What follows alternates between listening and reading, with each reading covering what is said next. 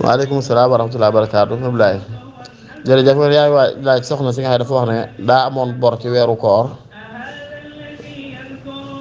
fayu ko ba weeru koor dikk mu amaat ca bor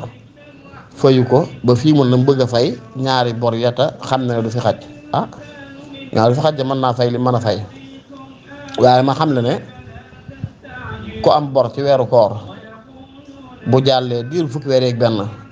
bu fi fay xajee te mooy ngànt la te woon a woo tàggoo ngaak moom te amaatoo leen ngànt fay ko balaa weeru koor wi del siwaat boo ko fayut nag ba weeru koor del siwaat te nga xam ne sa coobare bopp kese loon waaye amoon nga fi temps boo xam ne fay ko xajoon na fi te amoon benn ngànt boobaa bu weeru koor dikkee da ngay woor wii teew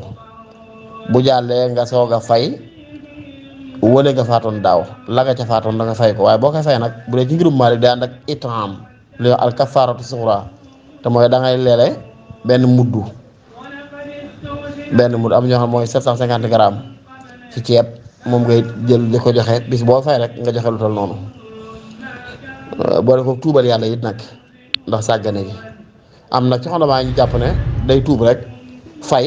waaye du ca boole kafaara gi waaye ngirum Maalik li jàpp moo da nga ci boole kafaara gi fekkee nag ki nga xam ne dafa amoon ngànt lu ko tee woor ci weer wi ngànt la moo ko bawut ba diir fukki weer yeeg benn amatu fi benn temps bu mu mën a fayee mbaa bu amee temps it mi ngeen ngànt la ba tey kooka moom